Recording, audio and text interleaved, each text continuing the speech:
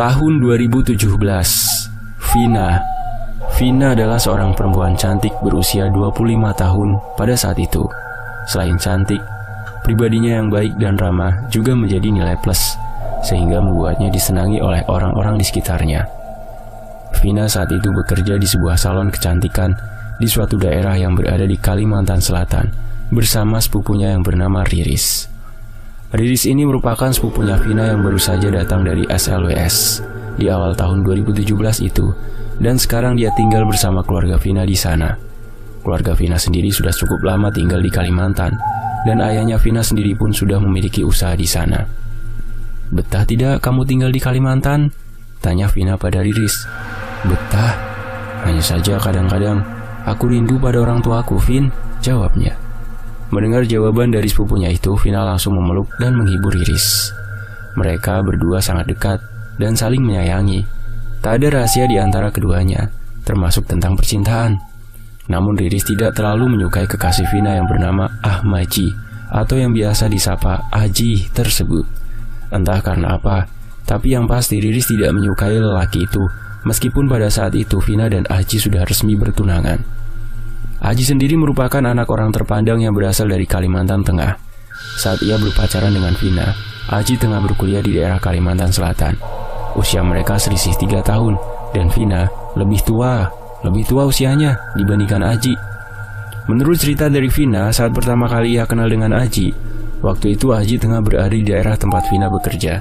Dan saat itu Aji yang tengah menemani beberapa temannya potong rambut ke salon tanpa basa-basi menggoda Vina. Awalnya Vina tak merespon dan malah terkesan tak suka dengan keberadaan lelaki itu. Namun Aji tak putus asa. Ia bolak-balik ke salon tempat Vina bekerja hanya untuk mencari perhatian dari Vina. Aji bahkan sampai rela mengeluarkan banyak uang untuk mengajak orang-orang yang ia temui potong rambut ke salon Vina. Begitu banyak perjuangan Aji untuk mendapatkan perhatian Vina. Dan ya, perempuan mana yang tidak akan meleleh jika ada lelaki yang memperjuangkannya sampai sedemikian rupa. Vina akhirnya mulai luluh dan mau berteman dengan Aji. Saat Aji kembali berkuliah pun ia selalu memberi kabar hampir setiap menit pada Vina. Dan 2 minggu sekali, dia selalu berusaha untuk menemui Vina, meskipun jarak antara kota mereka tinggal cukup jauh. Tepat 4 bulan berkenalan dan menjadi teman, Aji mengutarakan rasa cintanya pada Vina. Dan tentu saja, Vina tak menolak, karena ia pun sudah jatuh hati pada Aji. Orang tua Vina pun tampaknya menyukai Aji, dan Vina juga diperkenalkan Aji pada orang tuanya yang pada saat itu datang ke Kalimantan Selatan. Meski hanya perkenalan biasa, orang tua masing-masing belum bertemu muka. Kedua orang tua Aji sangat baik pada Vina. Dari perlakuan dan sikap kedua orang tua Aji, sepertinya mereka juga menyukai Vina.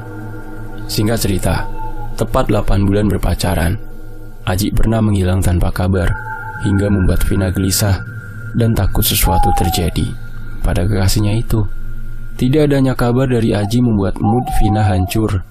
Ia jadi tidak fokus dalam banyak hal. Bahkan untuk bekerja pun ia merasa malas. Dan tidak disangka, tepat beberapa hari setelah Aji menghilang tanpa kabar itu, ia datang bersama orang tuanya ke rumah Vina. Ia membawa banyak kejutan untuk Vina, apalagi di saat orang tua Aji mulai berbicara ke arah hubungan antara Aji dan Vina. Bahkan mereka juga menanyakan apa saja yang dipinta oleh keluarga Vina. Karena keluarga Aji tahu bahwa keluarga Vina bukan asli orang Banjar. Keluarga Vina pada saat itu sangat kebingungan karena kedatangan Aji dan keluarganya tersebut sangat mendadak tanpa memberi kabar terlebih dahulu. Namun usut punya usut, rupanya Aji lah yang tidak memberi kabar pada Vina. Padahal sebelumnya kedua orang tua Aji sudah mewanti-wanti pada Aji agar ia terlebih dulu memberitahukan pada Vina akan rencana kedatangan mereka, supaya Vina dan keluarganya bisa bersiap-siap. Mendengar pengakuan Aji tersebut, orang tuanya hanya bisa geleng-geleng kepala.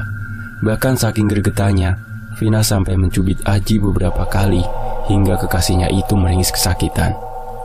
Akhirnya setelah dibicarakan panjang lebar, keluarga Vina pun menyetujui tentang pertunangan keduanya lebih dulu. Karena memang antara keluarga Aji dan Vina memiliki adat yang jauh berbeda. Sehingga untuk memutuskan berapa uang hantaran yang dipinta pun, keluarga Vina harus berunding terlebih dulu dengan keluarga besar mereka. Jadi malam itu, hubungan antara Vina dan Aji sementara waktu hanya diikat dengan sebuah cincin emas. Dan untuk selanjutnya, keluarga Vina akan segera memberi kabar pada tanggal yang sudah dijanjikan pada malam itu antara kedua belah pihak. Sementara itu, perbedaan adat dan suku tidak membuat kedua keluarga mundur. Keluarga Vina dan Aji membawa adat mereka masing-masing, termasuk jumlah uang hantaran yang dipinta oleh pihak keluarga Vina. Keluarga Vina meminta uang hantaran sekitar 50 juta rupiah, dan oleh keluarga Aji, permintaan uang hantaran itu langsung disetujui. Padahal saat itu, rata-rata uang hantaran di Kalimantan Tengah hanya berkisar 10-20 juta saja. Tapi karena mereka tahu dengan perbedaan adat antara mereka sama sekali tidak mempermasalahkan hal itu. Sementara itu, di sisi lain, "Kamu betah kerja di salon itu kan, Riz?" tanya Vina di suatu malam saat mereka berdua akan tidur. "Iya, tapi setelah kamu dan Aji menikah nanti, kamu akan berhenti dari salon kan?" Vina tersenyum. Ia menatap langit-langit kamarnya. "Riz, menurutmu Aji itu orangnya bagaimana?" tanya Vina. "Kalau menurutku yang baru mengenalnya, dia itu baik. Tapi aku tidak menyukainya, Vin," ucap Riris. Alis Vina mengerut. "Katamu dia baik, tapi kenapa kamu tidak suka?"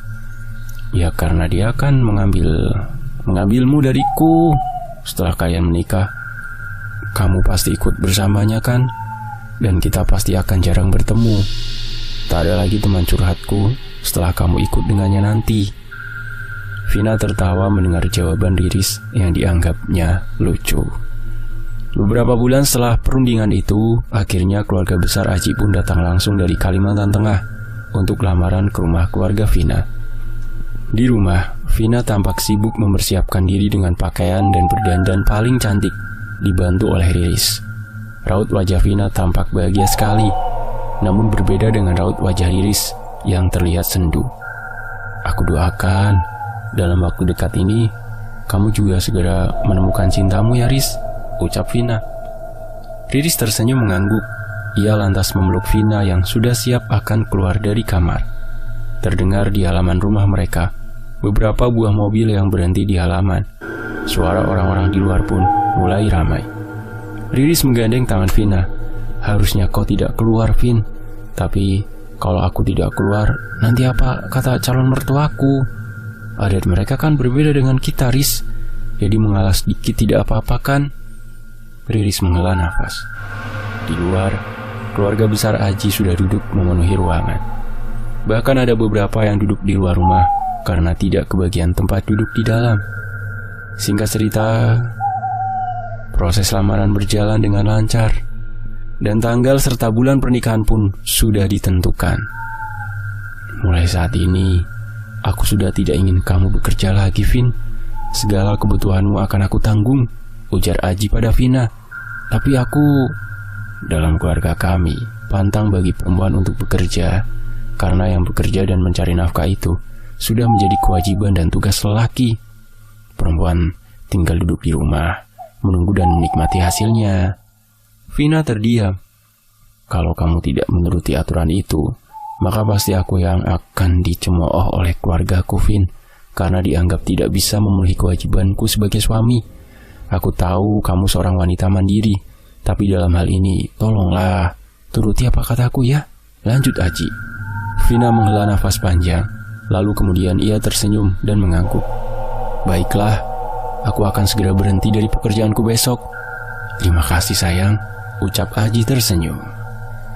Pernikahan mereka akan dilaksanakan sebelum Hari Raya Kurban tahun 2017 Masehi kala itu. Dan benar saja, setelah resmi dilamar dan hanya tinggal menunggu hari pernikahan, Vina pun berhenti dari pekerjaannya sesuai dengan permintaan Aji. Sebelum keluarga Aji pulang, ibunya Aji terlebih dulu mengobrol empat mata dengan Vina. Mereka mengobrol dengan hangat, bahkan Vina merasa sangat nyaman ketika berbicara dengan ibunya Aji.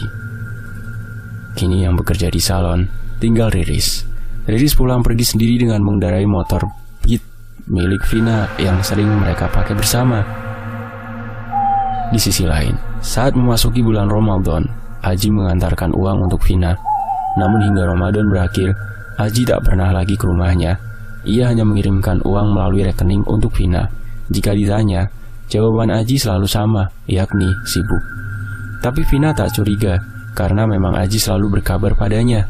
Di rumah, Vina hanya menghabiskan waktu di depan TV dan handphone, sesekali mengobrol bersama orang tuanya yang juga terkadang sibuk di luar. Apalagi Riris, sepupunya itu sangat sibuk. Apalagi di akhir-akhir Ramadan seperti ini, pasti banyak job sana sini. Seperti malam itu, Riris menelpon Vina untuk memberi kabar. "Halo Vin, aku tidak pulang malam ini karena aku akan keluar kota bersama bos," ujar Riris. Vina menghela nafas panjang. Tampaknya ia akan menyiapkan menu buka puasa seorang diri lagi hari itu. Sementara itu, sesampainya di kota, Riris dan bosnya langsung pergi ke pusat perbelanjaan. Riris tertegun ketika melihat seorang laki-laki yang sangat ia kenal tengah bergandengan dengan seorang wanita. Wanita yang entah siapa. Riris pun tidak mengetahuinya. "Kenapa, Riz?" tanya bosnya ikut menatap ke arah yang dilihat oleh Riris. "Loh, itu bukannya calon suami Vina ya?" tanya bosnya. "Sama siapa dia itu? Kok mesra sekali?" Riris menggeleng. Beberapa saat kemudian ia langsung berjalan ke arah Aji dan perempuan itu. Ia melabrak Aji yang tampak kaget mengetahui ada Riris sepupunya Vina di sana. "Dia ini siapa, Ci?" tanya Riris meledak. "Kau berselingkuh dari Vina?" bentak Riris tak terkendali. Suaranya melenting nyaring, membuat orang-orang di sekitar mereka langsung menoleh. Bosnya Riris langsung menenangkan gadis itu. Aji yang ditanya bukannya menjawab, malah ia membuang muka dan bermaksud untuk pergi andai bajunya tidak Riris tarik.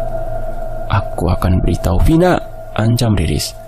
"Beritahulah kalau dia percaya padamu," jawab Aji enteng, yang membuat mata bosnya Riris langsung melotot. Aji pergi sambil menggandeng selingkuhannya, tanpa mempedulikan Riris yang menatapnya dengan penuh amarah. Bosnya Riris lantas mengeluarkan handphone dan memfoto Aji juga selingkuhannya.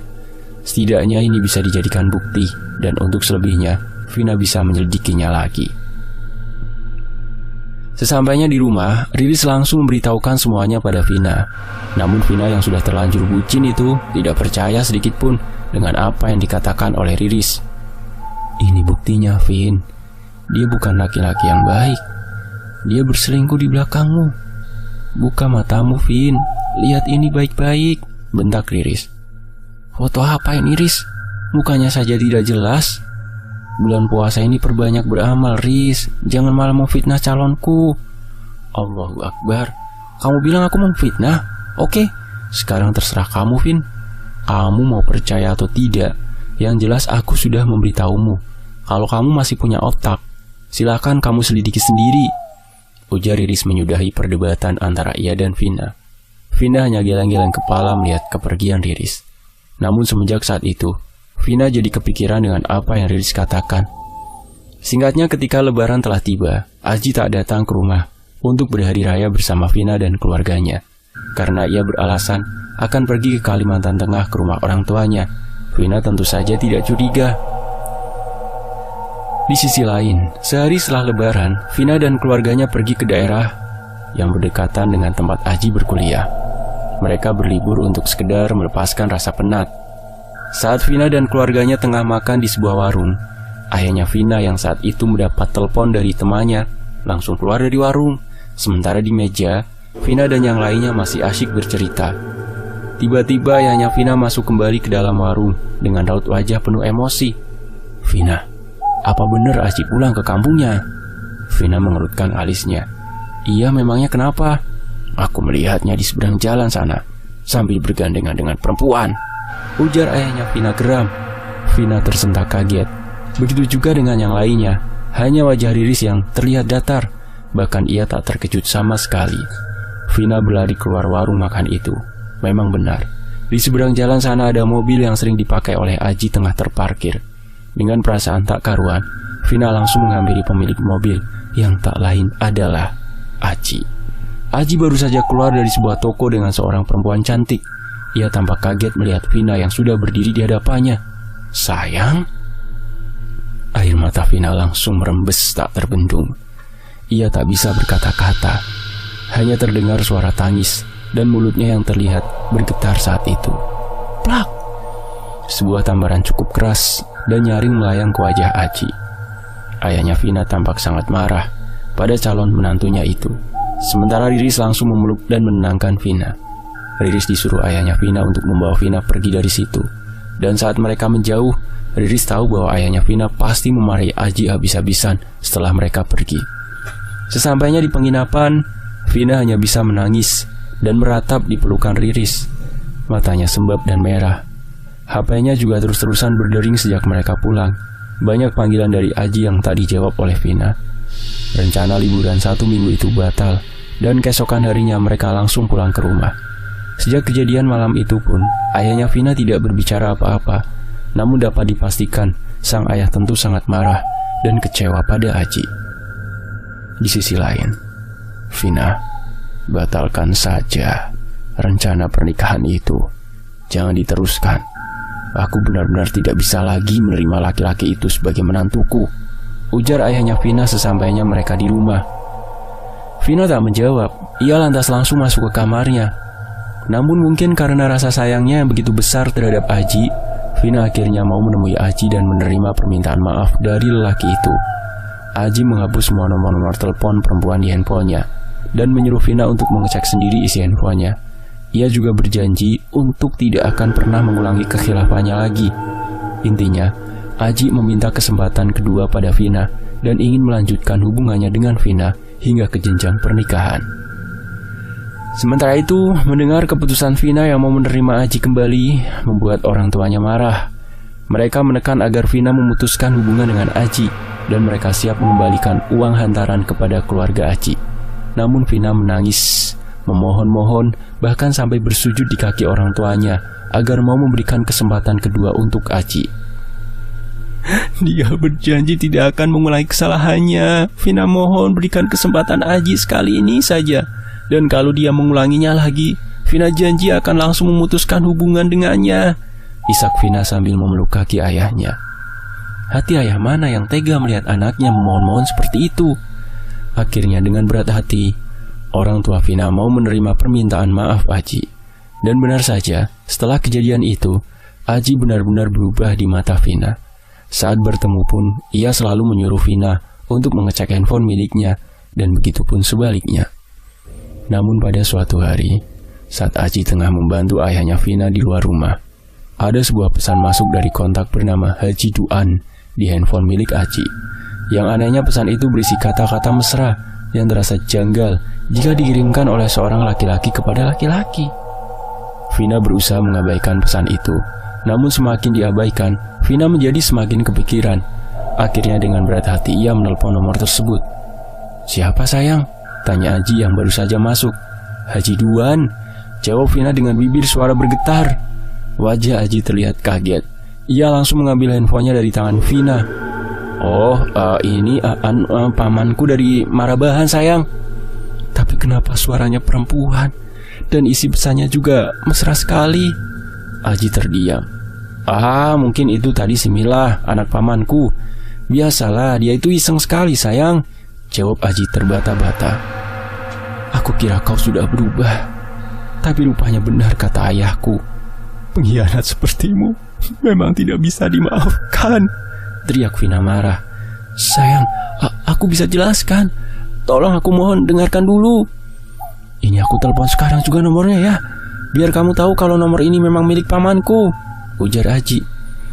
Namun Aji tak juga menelpon nomor itu. Ia malah berusaha membujuk Vina. Padahal saat itu Vina ingin pembuktian dari Aji. Teleponlah kalau memang benar, tantang Vina. Tampak sekali saat itu Aji ragu-ragu. Namun akhirnya ia telepon juga nomor itu. Namun volumenya dikecilkan. Loudspeaker. Dan saat di loudspeaker, suara di seberang telepon masih sama, yaitu suara lembut seorang perempuan yang memanggil Aji dengan panggilan sayang. Mila, jangan bercanda lagi ya. Candaanmu bikin aku dan calon istriku bertengkar. Hah? Maksud kamu apa sih, Yang? Mila? Mila siapa? Kamu lagi bercanda ya? Ujar suara di seberang telepon. Vina tersenyum sinis. Dari sudut matanya keluar air bening. Mulai saat ini hubungan kita sudah berakhir, ucap Vina bergetar. Aji tambah kacau. Ia mencoba menahan langkah Vina yang akan keluar dari rumah. Loh, kenapa Vin? Tanya ayahnya. Kalian benar, aku bodoh. Mau-maunya percaya dan memaafkan laki-laki anjing seperti ini. Aku kira dengan maaf dan kesempatan yang kuberikan, dia akan berubah. Tapi ternyata kata-kata Vina terhenti. Air matanya semakin deras mengalir. Ayahnya Vina yang mendengar ucapan putrinya itu langsung menghela nafas panjang. Wajahnya memerah, menahan amarah. Namun ia tak mau melakukan apapun terhadap Aji. Ia membiarkan Vina yang mengambil keputusan selanjutnya. "Aku minta maaf." Namun Vina tak menggubris permintaan maaf dari Aji. Ia terus masuk kembali ke dalam rumah dan mengunci diri di dalam kamarnya. Dapat ia dengar ayahnya yang menyuruh Aji untuk pulang dengan nada marah. Sementara itu 2 hari 2 malam Vina mengurung diri di dalam kamar dan hanya menangis di tempat tidurnya. Dan di hari ketiga ia keluar kamar dengan perasaan yang lebih baik setelah puas menangis. "Aku sudah yakin untuk membatalkan pernikahan ini. Lebih baik batal sekarang daripada nanti bercerai setelah pernikahan," ucap Vina. Raut wajah orang tuanya tampak lega mendengar keputusan Vina. Dan mungkin disinilah awal musibah itu. Vina menyampaikan keputusan pernikahan tersebut melalui telepon dengan orang tua Aji. Keluarga Vina juga mengatakan akan segera mengirimkan uang hantaran tersebut melalui rekening. Namun rupanya orang tua Aji tidak mau jika uang tersebut dikembalikan. Mereka berkata kalau anggap saja uang itu sebagai kompensasi atas kesalahan Aji terhadap Vina. Tentu saja itu ditolak ayahnya Vina. Namun mereka tak dapat berbuat apa-apa karena setelah mengatakan hal tersebut, telepon pun dimatikan langsung oleh orang tua Aji. Beberapa waktu berlalu setelah pembatalan rencana pernikahan.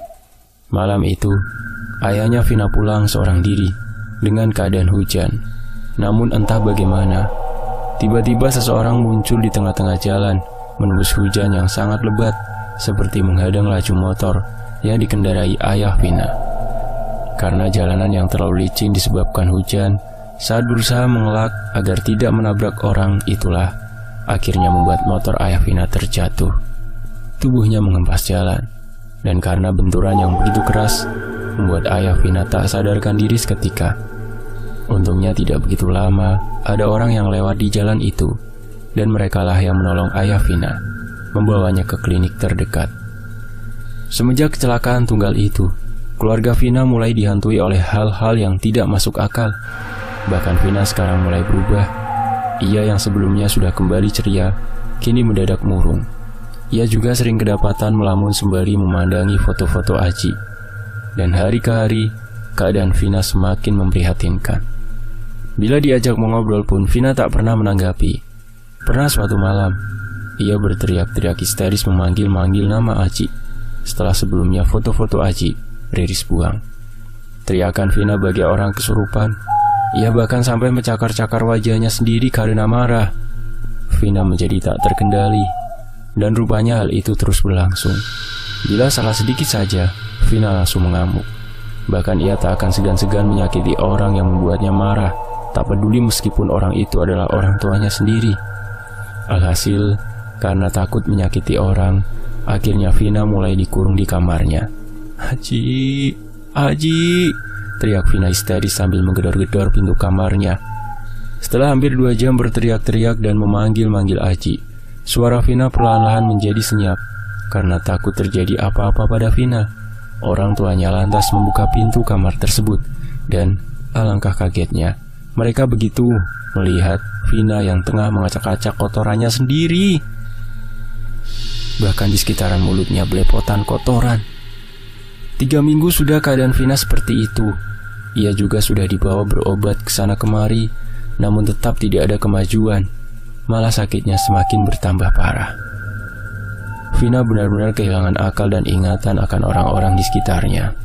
Yang ia ingat hanyalah Aji. Di suatu malam, saat itu hujan besar disertai angin ribut. Sejak sore hari, Vina sudah tidak terdengar suaranya. Orang tuanya mengintip dari lubang kunci dan mereka tampak bingung dengan apa yang mereka lihat. Tingkah Vina di dalam kamar itu benar-benar menakutkan bagi siapa saja yang melihatnya. Ia duduk bersila, rambutnya menutupi wajah, dengan kepala menunduk.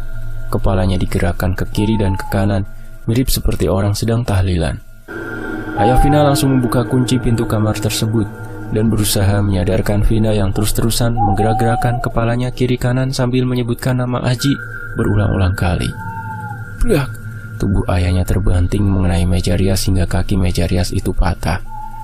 Melihat suaminya meringis kesakitan, ibunya Vina lantas berlari mendekat. Ia berusaha membantu mengangkat tubuh suaminya itu, namun baru saja melangkah, Vina langsung berteriak nyaring. Ia berteriak dengan kepala menengadah ke atas. Perlahan-lahan Vina bangkit dari duduknya dan langsung menyerang sang ibu. Ayahnya Vina yang masih kesakitan itu berusaha menolong, namun lagi-lagi tenaga sang ayah kalah kuat dengan tenaga Vina yang sudah mirip seperti tenaga 5 orang laki-laki tersebut. Mana Haji? Mana Haji? Teriak Vina dengan tangan yang terus menampar wajah ibunya berulang kali. Vina, hentikan Vina! Teriak ayahnya gusar. Namun bukannya berhenti, Vina malah semakin menjadi-jadi. Leher ibunya dia cekek hingga tubuh wanita itu sedikit terangkat. Kakinya berusaha menapak lantai, tapi cekikan Vina terlalu kuat hingga mampu mengangkat tubuh sang ibu dengan hanya satu tangan. Astaga! Teriak Riris yang baru pulang ke rumah. Riris mengedarkan pandangannya, mencari-cari sesuatu yang bisa dijadikan senjata untuk melumpuhkan Vina yang semakin brutal. Tiba-tiba matanya tertuju pada tongkat kayu yang memang sudah lama berada di dekat lemari. Dan tanpa pikir panjang, Riris langsung memukulkan tongkat kayu itu ke kepala Vina hingga gadis itu jatuh tersungkur. Riris gemetar. Ia langsung menangis meminta maaf pada orang tua Vina. Vina, maafkan aku, Vin. Aku tidak bermaksud menyakitimu. Karena andai aku terlambat sedikit saja, mamamu bisa mati. Isak Riris sambil terus memeluk tubuh Vina. Untungnya Vina tidak kenapa-napa gara-gara pukulan itu. Di sisi lain, sudah sebulan lebih beberapa hari keadaan Vina seperti itu. Bahkan kini ia tak lagi mau berbicara ataupun makan. Ia hanya minum air. Itu pun air yang diminum bukan sembarang air, melainkan air pipisnya sendiri. Wajahnya pucat, tubuhnya kurus, dan dari raut wajahnya tampak jelas sekali kalau dia sudah sangat tersiksa. Vina sekarang tak ubahnya bagaikan mayat hidup. Di hari ke-39, Vina sudah tidak bisa bangkit dari tempat tidur. Dari mulutnya selalu mengeluarkan cairan berlendir, mirip lendir siput. Tubuhnya menggigil dan bibirnya membiru. Mungkin karena selama beberapa hari dia menolak makan dan hanya minum air kencingnya sendiri. Melihat keadaan Vina yang demikian, orang tua Vina sudah pasrah dengan apa yang akan terjadi pada Vina selanjutnya. Namun, meski begitu, mereka masih berharap jika Vina bisa sembuh seperti sedia kala. Akan tetapi tepat pada malam ke-40, Vina meraung-raung seperti orang yang sangat kesakitan. Raungannya membangunkan semua orang yang berada di rumah. Dan begitu pintu kamar dibuka oleh ayahnya, terlihat Vina yang masih terbaring dengan tubuh yang sudah kejang-kejang. Matanya melotot menatap atas kamar, seolah sedang menatap sesuatu yang sangat menakutkan. Riris yang gugup dengan tangan gemetar langsung mengambil buku Yasin. Gadis itu sepertinya sudah mempunyai firasat tentang Vina. Dengan suara gemetar, Riris mulai membaca Yasin yang ada di tangannya, sambil sesekali menatap iba pada Vina yang masih meraung-raung. Hampir 3 jam Vina meraung-raung dan menangis dengan mata yang terus-menerus menatap ke langit-langit kamar. Hingga kemudian, suara raungannya mulai menghilang, namun matanya masih tetap lekat menatap ke atas. Perlahan-lahan nafas Vina mulai berjangka. Puncaknya pada pukul 5 subuh. Vina berhenti bernafas, namun matanya masih tetap melotot ke atas. Vina dinyatakan meninggal dunia di usianya yang terbilang masih cukup muda. Ada beberapa orang yang mengatakan, termasuk mantan bos almarhumah dulu, bahwa Vina kemungkinan terkena santet. Santet yang dikirim oleh keluarga mantan calon suaminya dulu. Apalagi keluarga mantan calon suaminya itu merupakan orang Dayak yang sedikit banyaknya pasti punya koneksi dengan dukun-dukun santet pedalaman. Hingga cerita ini ditulis, keluarga almarhumah sudah tidak pernah lagi bertemu ataupun berkomunikasi dengan Aji, nama samarannya. Bahkan uang hantaran itu pun tidak pernah diambil lagi oleh keluarga laki-laki tersebut. Dan kisah ini pun selesai. Mari kita kirimkan Al-Fatihah ya untuk korban santet ini yang namanya telah disamarkan, yaitu yang bernama Vina. Al-Fatihah. Iyyaka na'budu wa iyyaka nasta'in. Ghairil maghdubi 'alaihim waladdallin. Rabbighfirli wa amin. Semoga bisa menjadi pelajaran. Sampai jumpa di kisah lainnya hanya di Tony FS Wassalamualaikum warahmatullahi wabarakatuh. Alhamdulillah.